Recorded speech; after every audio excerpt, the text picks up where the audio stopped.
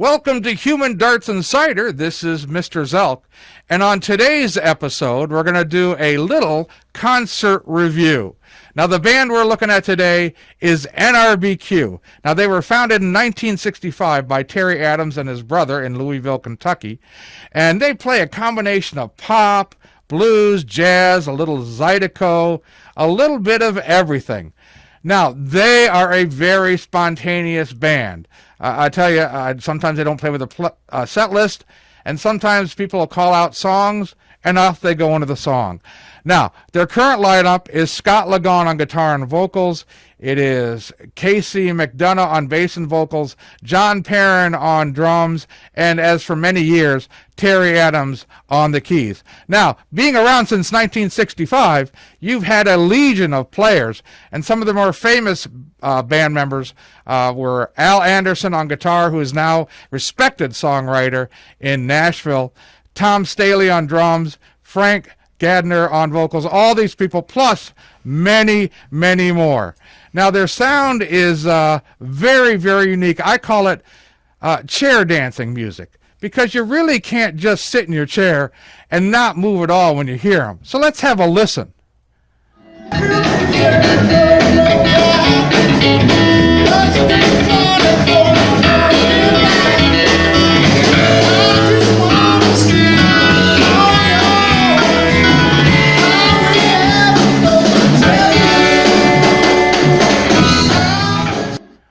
Yes, NRBQ. Yes, it's cell phone audio, so that's just the way that goes.